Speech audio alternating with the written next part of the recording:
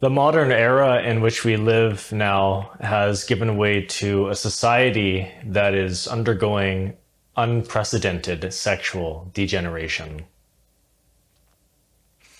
Since the 1950s, when sex became celebrated amongst the baby boomers as a form of expression, contraception, pornography, and the internet has given rise to the abuse of sex. Many teachers and masters have become aware of the widespread deterioration of the bodies and minds of modern day people because of this excessive indulgence in sexual activity, particularly those that include the orgasm. The Lama Samael Onwaor had once explained in a public lecture that a person aspiring to become enlightened would have to start by regenerating the brain through the transmutation of sexual energy. And of course, this can only be accomplished by refraining from the orgasm, amongst other things. And the master Swami Shivananda was an expert in sexual energy and spoke about sexual health in most of his books. He explained the detrimental effects of living an impure sexual life. Many adverse effects like hair loss, a shattered nervous system, which ultimately leads to a weakened endocrine and immune system, poor eyesight, even especially indigestion. That's why everyone these days has acid reflux and like bloating and burping.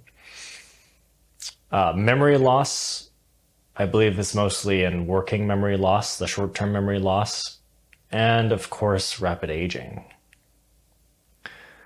Fortunately, though, even for those whose physical and subtle bodies are damaged or in poor health, or those who are old but want to perform the great work, all hope is not lost. Even if the damage has been done, even if the damage done is irreversible, our guides and other Buddhas, and even the extraterrestrials of this Aquarian age can still help. In the suprasensible worlds at higher dimensions exist just incredible advanced technology, inconceivable technology. And especially with the ET, their technology can range between thousands and 1,000,000 years more advanced than ours, our physical medical technology that we have today. Especially because so much of it is non-physical, so there's so much they can do in the astral and in the vital dimensions. They don't need the hard materialism of it getting in the way of that technology. So if you have a problem with your nervous and endocrine system, or if you have a problem with your, in other words, your energetic body, which is highly related to that, and is non-physical, fourth dimensional, many things can be done to remedy this, as long as you can make the appropriate effort to earn it. So our subtle or vital body, the body that transmits and manages pranic energy, has many parts to it that our Divine Mother, or Tathagata, integrates herself with. She carries out her work through the machinery of the vital body. This body of energy is the vehicle that gives and sustains life to the physical body. So when we abuse sex through frequent or excessive fornication and orgasm, as well as the excessive excitement that we get from these activities, similar to anxiety, certain parts of the vital body can wear out and sometimes break. in more severe cases. There are many tubes that transfer prana from one place to another. And these tubes can get blockages, of course. We can get blockages in our chakras or in the nadi channels. We can have leaking channels as well. That's very common too.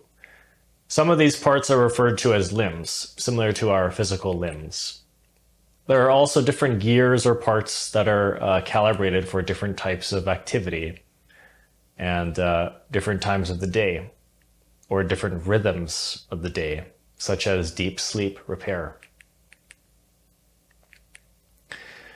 And in severe cases, if the damage is great, and most of these transgressions are quite severe anyway, then it's even possible to replace, or rather karmically severe, so a lot of it is non-negotiable karmically.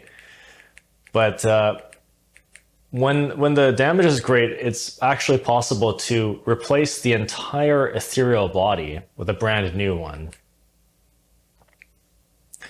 Given that the sexual acts that had caused the damage in the first place didn't accrue a karma that's severe enough to not even deserve that, in which the karmic contract states that the patient is not allowed to receive medical sexual help. It's probably the case if you did the damage to yourself like this, then it's obviously not deserved. But if it happens to you by accident, you may be able to earn that. Especially if it wasn't karmic, but there was a horrible traumatic experience that you went through. If it happened to be an accident, then for sure you can receive help and earn it. Now, for most people, the essential practices like keeping the mind serene, taking care of the body, and sincere prayer and meditation will suffice in healing the energetic body over time. Because one way we earn spiritual healing is by showing our innermost that we are serious about healing and have the capacity to take care of ourselves. But in addition to these basic habits, one of the most sacred and powerful practices of prayer and yoga used to implore the healing of the mind and body is the Tibetan rites for rejuvenation. This is one of the most advanced practices for healing and balance. So do not become discouraged and lose hope just because you have received negative dream or meditation insights telling you that your sexual health is very poor. As long as your karma allows for it and your intention and efforts are sincere, you can heal your body and reclaim your opportunity for enlightenment in this life. Now, if you find out that you are in a karmic position not to receive medical treatment in the internal worlds, then it's still possible to receive it, actually, but you have to keep it confidential between you and your innermost. This means no talking about it, no thinking about it, and no asking about it in meditation either.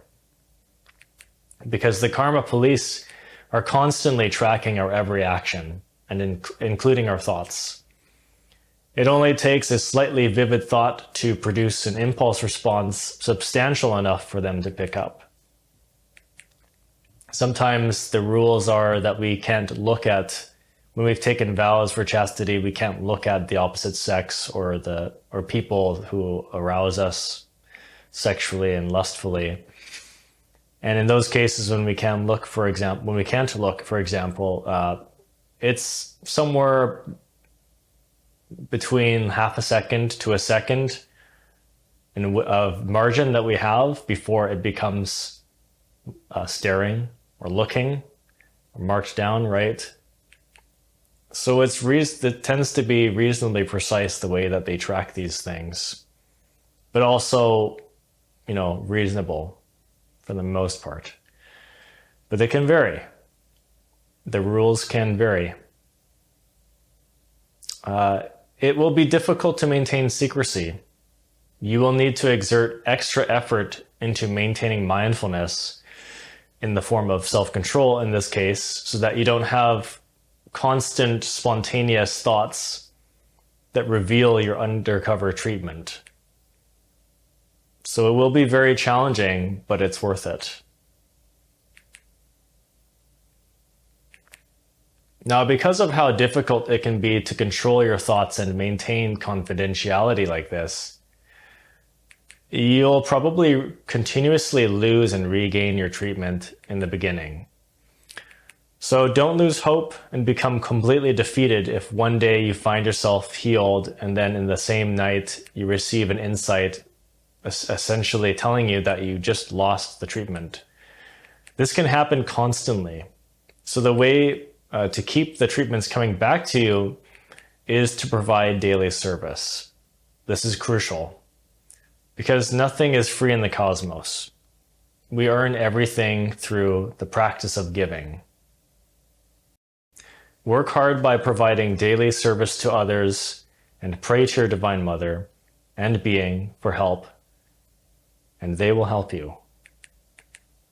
Inferential peace.